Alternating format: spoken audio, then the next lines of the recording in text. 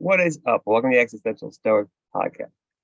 Do you feel like there's just too much information in the world? Do you feel stressed out all the time? Like you hear about things all the time that you just don't know how to deal with, that you can't solve, you can't handle. Here, look, today we're going to talk about, are we facing info overload here on the Existential Stoic podcast? Here, my buddy Randy. What's up, Randy? Yo, Danny, how's it going? Pretty good. Do you feel like you're facing info overload ever? Dude, all the time. Ever since I read The 4 Hour Work Week, I think it was like 2008 or 2009, I've been on like a very, very strict information diet. And even on a strict information diet, I still feel like I'm on information overload. Dude, well, I was thinking about it the other day too. It's like even if you stay away from like sources of information like social media, like the news, you still hear about it. And then on top of that, there's all the technology and stuff, all the things you have to remember, passwords, all the things you have to remember to do. It's just like there's so much. And the funny thing is, I was thinking about this, how long it wasn't even that long ago that people didn't have to deal with any of this. Like, I think like what, maybe like 100 years or so, like news would have been very local. You didn't know about what was going on in the world until it was solved. By the time it got to you, it was probably already resolved, right? Or there was just nothing you could do about it. There was no way to get there fast, no way to hear about it immediately. Like now, I feel like everything, we're like aware of the globe 24/7. And it's like, well, what are we supposed to do with that information? And are we meant to even process it?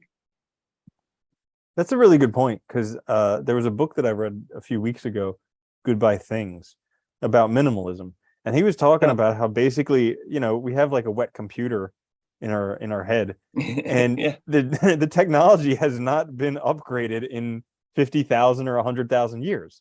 So we're yeah. we're we're living on this age-old technology, and now all of a sudden, so much more input, a never-ending buffer, and it's just like it's almost impossible to keep up with unless you intentionally get rid of all of it. Yeah, and the hard thing is too, I think for most people, it's not only like it's hard to keep up with, but it's like it's also hard to know what to do with that information.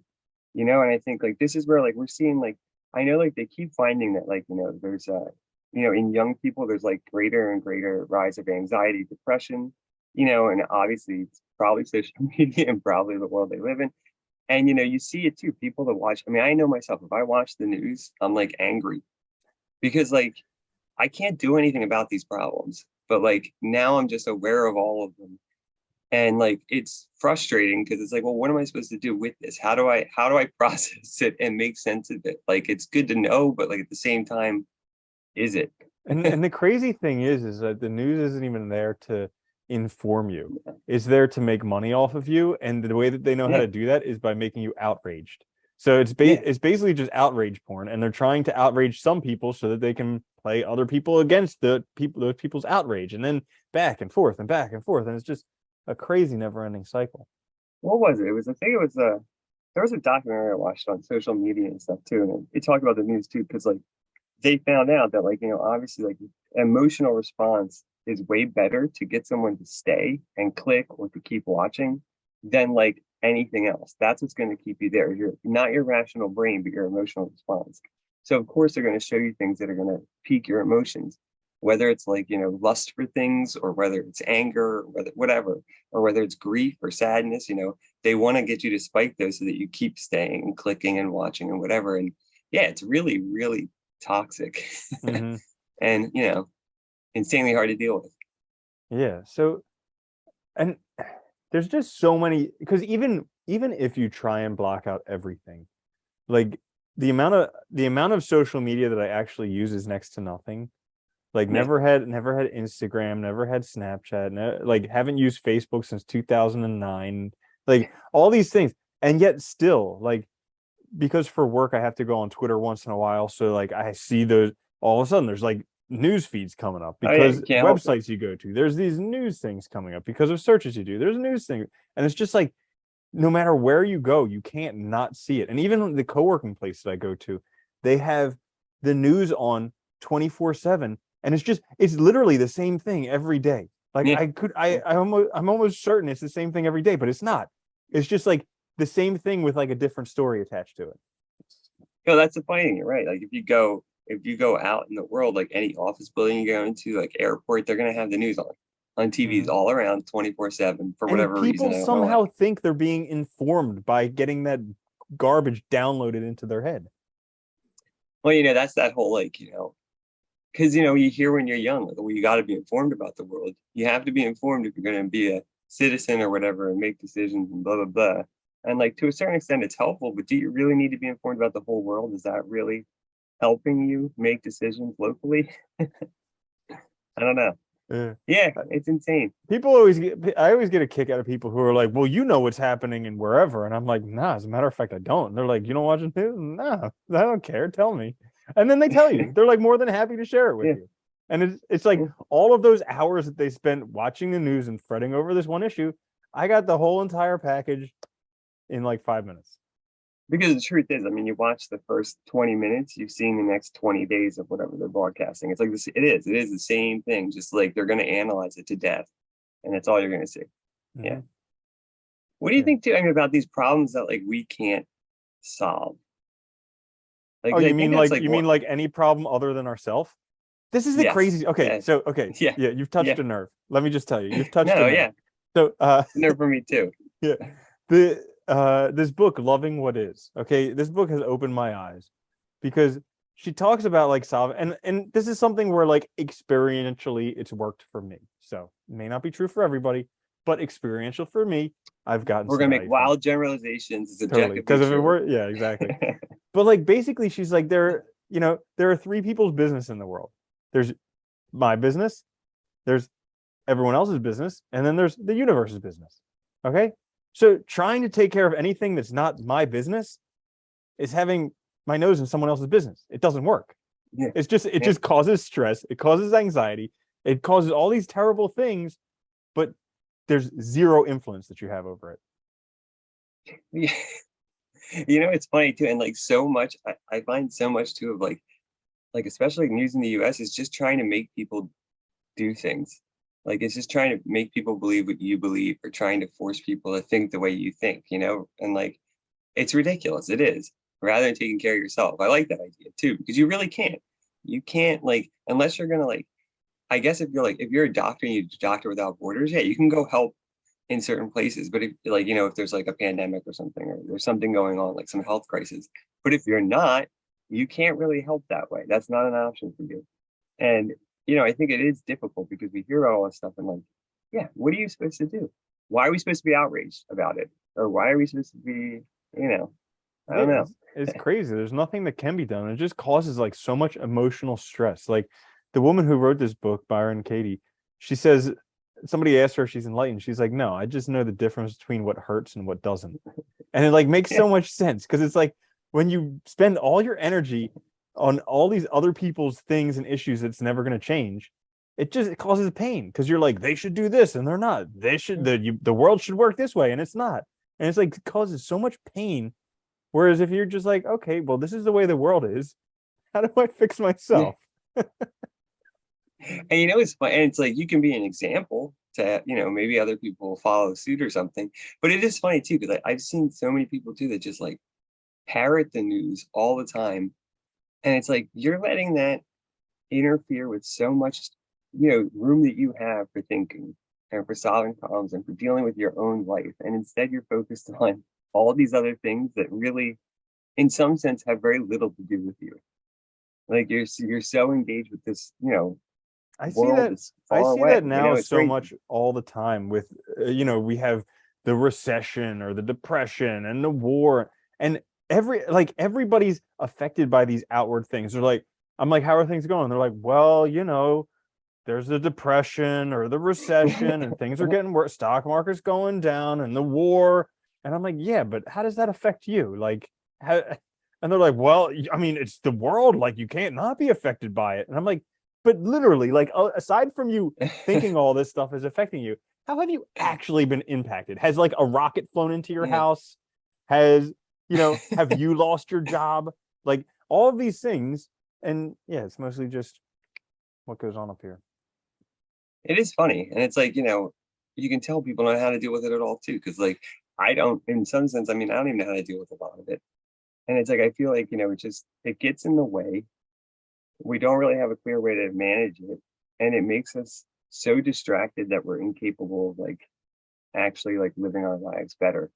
And actually, you know, it's funny too. I think a lot of people too, they focus on these things and they don't actually, they get outraged by it, but they don't do anything to solve any of the problems either. Like, can you believe there's this many homeless people in LA or something? It's like, are you helping the homeless situation in LA? Are you involved?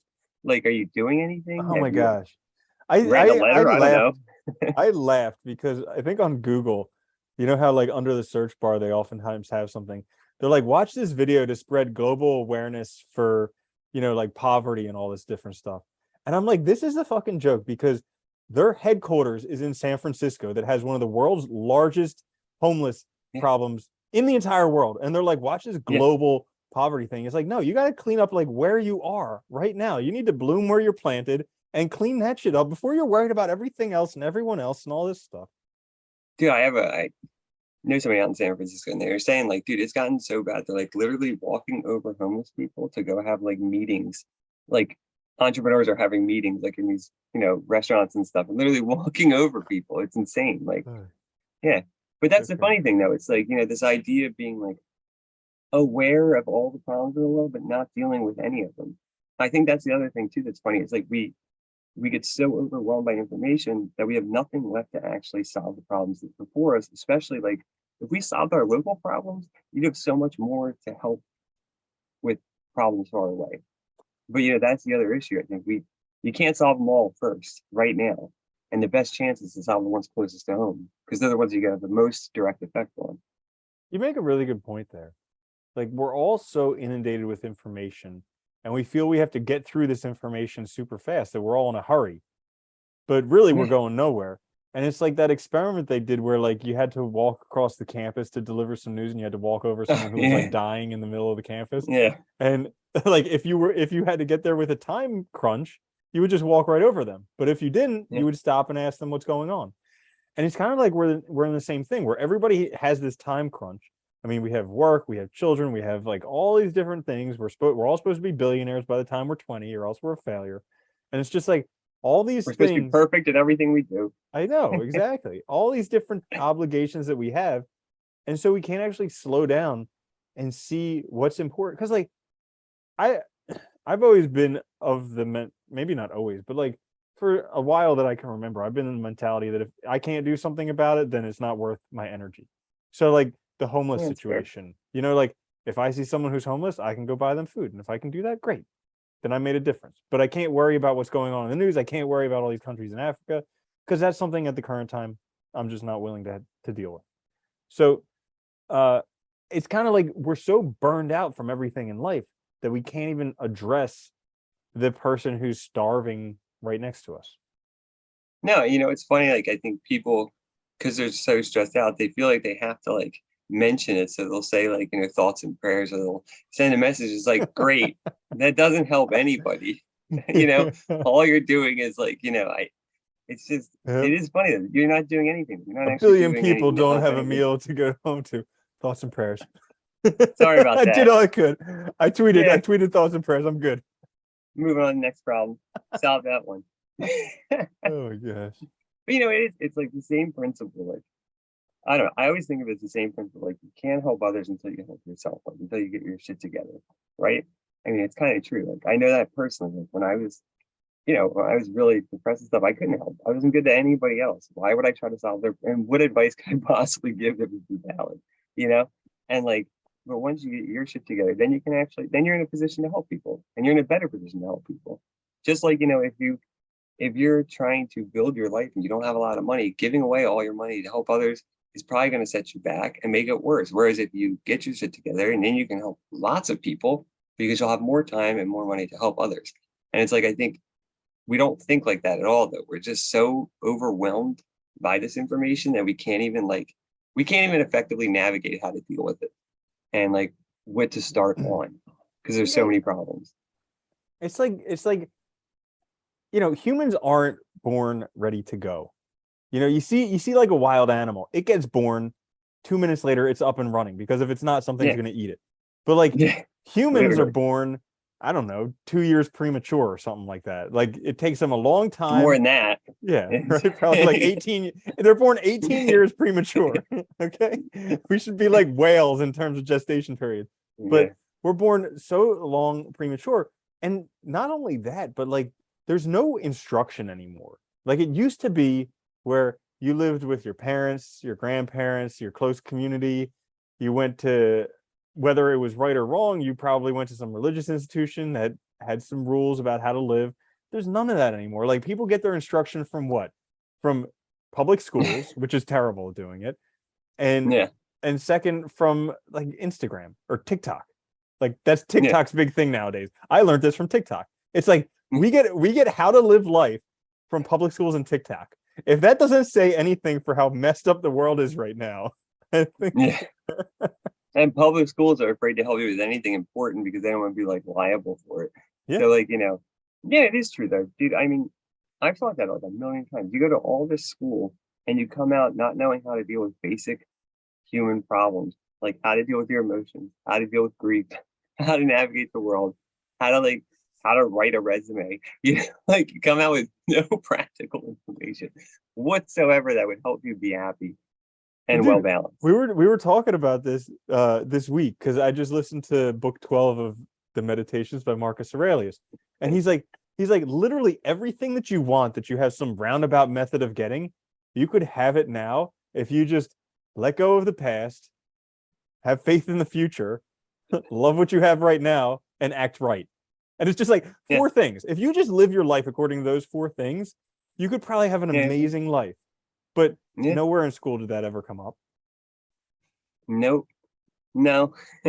I'm like, I'm And I'm 40 now, and I just heard that for the first time, and it literally blew my mind because it's like, wow, if I could literally just address every day like this, like just forget the past, have faith in the future, love what I have right here, and act right, like it's so empowering because all of your problems are gone. You don't have to worry about problems in the past. You don't have to worry about problems in the future. And then you just get to look, okay, I'm right here right now. Well, look at this. Look at this cool stuff. I have water to drink. That's awesome. Hey, I have food to eat. Oh, there's air to yeah. breathe. I'm not stuck in like the outer space. Like this is awesome. I got everything I need. What's funny about that too, because it's like, when you focus on now instead of the past, yes, you still have to deal with maybe consequences of choices you made, but instead of like dealing with those consequences and being angry because you're thinking about the past and living in the past and you're mad about all of that, you can actually just address the issues, get over them, and move forward, right? I mean, it's funny, but like, I know like there's been plenty of times in my life where like, something big like I didn't want to face because I was thinking about the past, I was living in the past, and it's hard to Oh, address yeah. anything when you're doing that. It Dude, is and like you and can't move especially forward. when you make a mistake. Okay, I Yeah. I do this all the time. How there's still things in my past where I if I knew what I knew Yeah. right now, I clearly wouldn't have done what I did back then. But I Yeah, didn't know that obviously. back then. And so I Yeah. made these mistakes. And it's like, well, if you're still condemning the same person if he wouldn't do it today, you're just condemning an innocent man. And like Yeah. that's one part of it. And also another thing that I got from this book, Loving What is like the thought that it's possible to make a mistake. Yeah. Do you absolutely know that's true? Like for your own personal best development, spiritual, whatever, do you know that that's possibly true that you could make a mistake? And when you think about it that way, it's like, well, maybe it was a mistake. Maybe that was something that I really still needed to learn. And, Yeah. that was a very effective learning method. Yeah. Oh my God. Yeah, it's funny though. I've been thinking about this a lot too, because like, I've been really busy now. And like I noticed like the busier I get, the less I can, it's true, right? There's the less space that you have for other things if you're gonna get done what you have to get done. And like I've been actively trying to like even more so than I did before, like just weed out all the garbage because it gets in the way.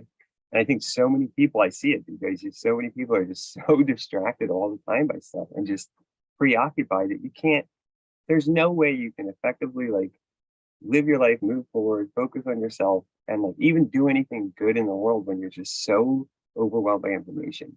And like I don't think we are meant to deal with it because there's just so much more. Like even like funny things, like I remember you said about like when you were in vet school, like, one of your teachers said like or somebody told you like that whole book, it was just like one book for vet school or something for all the Oh information yeah. that there was. And now it's like, you need to know like 10 different fields of science and all this stuff, right? Like there's just so much more to know because it just keeps adding on to it, right? And it's like, so it's already hard. And I don't know that we're even equipped to deal with it because, we've progressed so fast to this point from having like, from having the printing press to now, like so much has changed. And before that, there was like nothing. Most people couldn't even read. And it's Yeah. amazing. I mean, like, just thinking where we went from computers 50 years ago, where it was like a circuit board that you'd have to personally put together yourself, to where now Yeah, we have these in our palm of our hand. We have these like freaking things from Star Trek, and we can just yeah, yeah. we can Crazy. literally talk with anybody and see them, and it's just like it's unbelievable. In Uh, 50 years, like that much can transpire. yeah, yeah. And how is it possible? Like we're an organism, our brains can process that. Like they're no different than the brain from 50 years ago. Yeah, Like I don't know. It just yeah. seems really I silly. can't. It's overload. That's okay. So that's like one. That's one reason that I enjoy Wim Hof, and I know I'm just like I Yeah, go say ahead. I You can talk about preach this too it. Go much, ahead and preach but it. like because like every day it just clears out the junk from my mind. I feel That's a like good that's what thing. it does. Like every morning when I do it, it's just clearing out the junk from my mind and like resetting my mind so that I can go on and do another day. And it's just like the days when I miss it, I can definitely feel it. That's good. I think for a lot of people too, like that could be like, exercise. It could be anything, it can be anything that gives you like a chance to like, you know, get rid of some of that and negative energy, clear yourself, kind of even like get rid of some like wear yourself out a little bit, get rid of that stress energy and stuff. We need that. And, we're not meant to just be like taking a negative crap at all times of the day. And on top of that, I think too, like, social media, you're constantly bombarded with like examples of the top 1% of stuff you can't afford.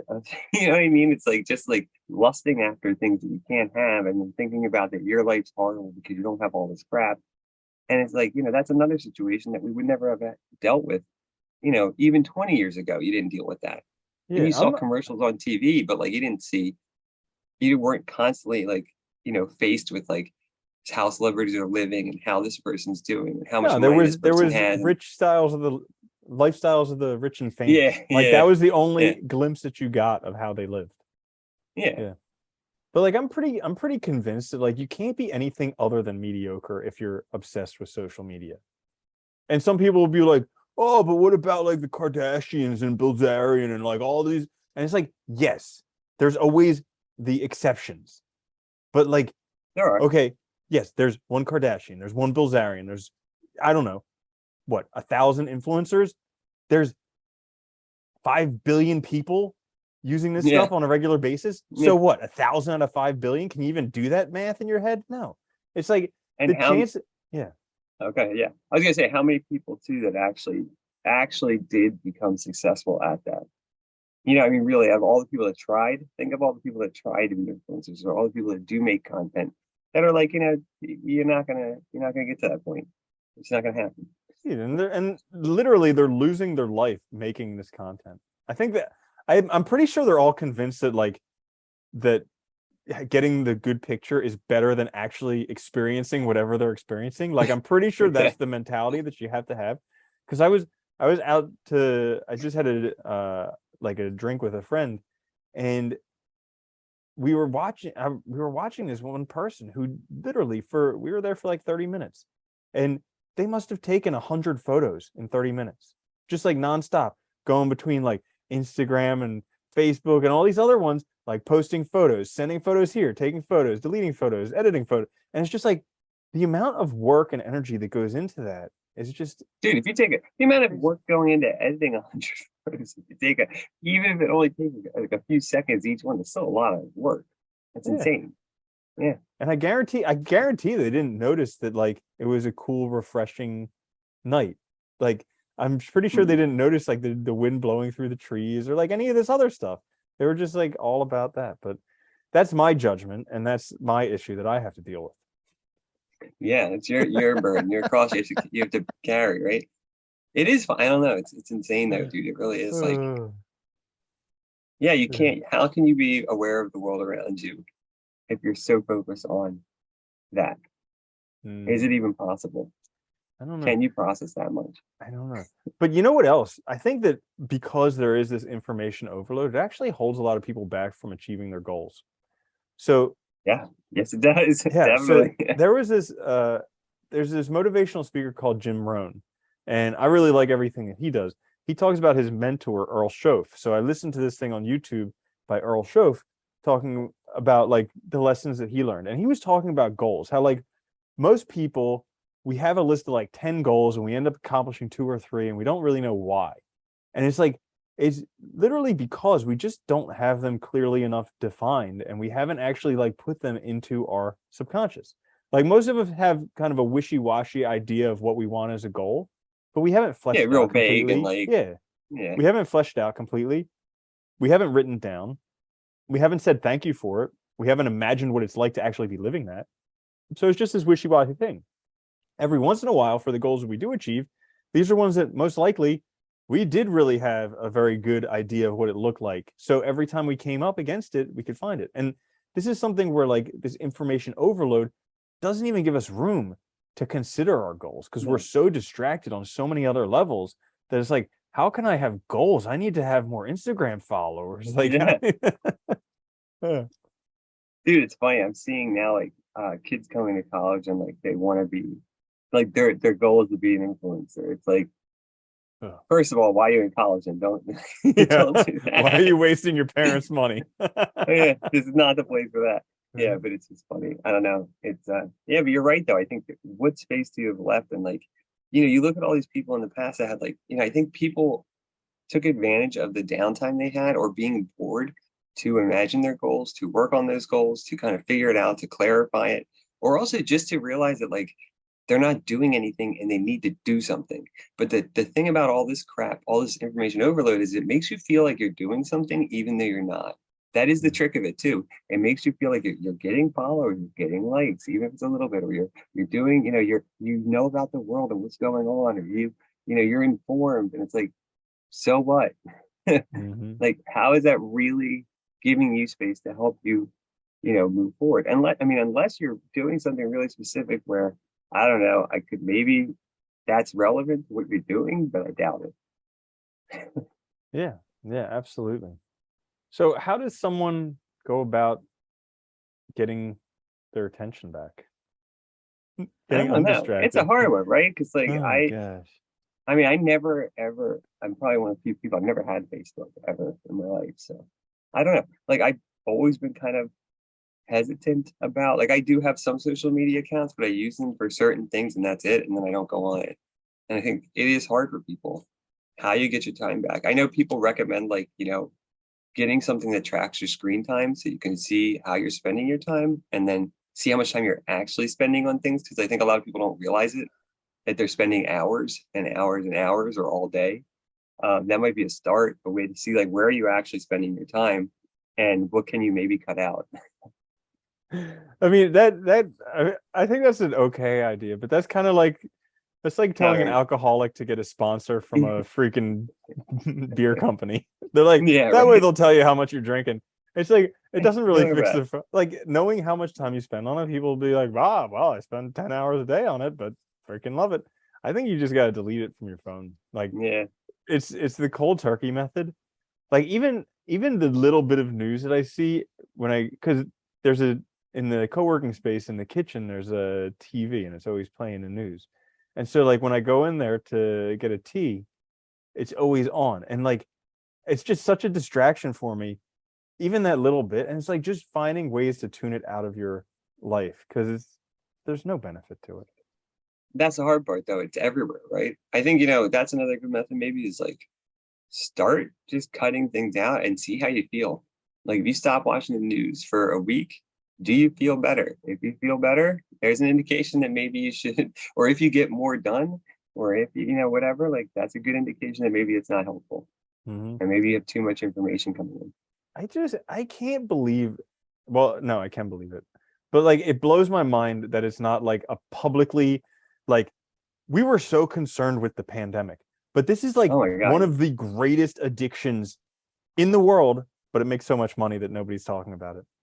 Well, that's the problem, right? YouTube, what was it? I just read a thing. YouTube makes like 28 billion a year in advertising dollars for Google. And that's a lot of money, right? I mean, that's a ton of money. So, of course, they don't want to get rid of it. And of Yeah. course, they don't want to like change their algorithm so that it keeps people focused on it. And, I think eventually it will. Like there was a time when 3 out of 4 doctors recommended Marlboro.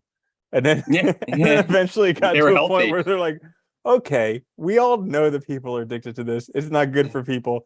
Let's actually do something. And same thing happened with alcohol. Like after a while, they're like, okay, we understand drunk driving is not a great thing and alcoholism is real. So let's address this. I think eventually, once we have like a bunch of these it'll have to be something bad happening with social media and like a lot of people who are very involved in social media. But like once that happens, then they'll be like, okay, maybe we should address that this is actually a problem. I know we've had the data since like 2004 that the more time you spend on social media, the more screen time, the more likely you are to be depressed, to be anxious, to commit suicide, to do all these things. But it's probably going to take some type of crazy event for us to actually do something about it. Yeah, yeah. It's insane though. I mean, it's funny because like they have been talking about that, like the amount of people that have like anxiety and depression now and stuff, and it's what changed so dramatically with one thing, really just like Yeah. the screens and the access to all this stuff and the access to like these curated lives and all this other stuff. Dude, I know like it's just like my life would not be any better from knowing anything about any celebrity. Like it just wouldn't.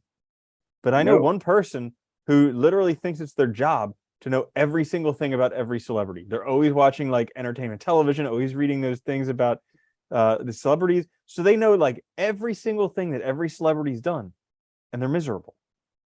yeah, Yeah. because they don't know anything about themselves. Hmm. Yeah. Isn't that funny? Yeah. Yeah, I think you got to limit the distractions. Right Mm-hmm. there on Cut that. it out. Cut it out. Nice one. Yeah, I know. Anything else you want to add on this? No, that's all. I'm good. It's just information overload.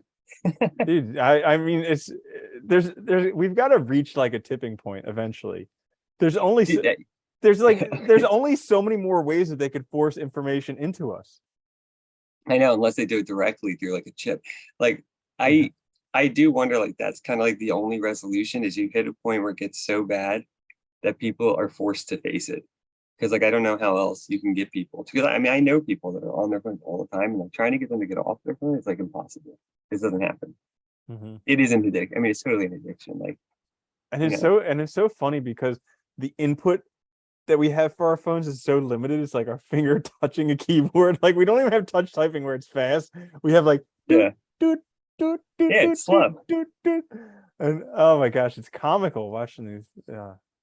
Well, it's funny. I remember when like I was thinking about this the other day when cell phone came out, like if you went out to eat with people, you would never take your phone out. Or like you Mm-mm. wouldn't even answer it if you got a call. And now it's like everyone has their phones in their hand I st- in front of them. I still remember the first text message I ever got. Like Really? I had Yeah. no idea what the hell it was or what to do with it, how to deal with Yeah. it. I was just like, what do like I was like, how do I deal with this? And I called my Uh, friend up. I was like, what is this? And he explained to me what a text message was. But like it's still just like, He's like, it's yeah, super easy. All you gotta do is hit the 9 button 8 times if you want W. I know. It Totally only forgot takes about that. 14 minutes to type Oh out my a gosh. stupid message because it's the Oh my worst god. system. Yeah, right. That was so good. Oh, that was funny. Uh, Oh, good God. times. Anyway, Yeah. good times. Well, if you've listened this long, thanks for listening. Staying with us. Hi, you can like, subscribe, share. It helps us out a lot. Check us out on YouTube, wherever you get your podcast. We'll be back later this week with a little quick fix. Until then, though, later, man. Later, Danny.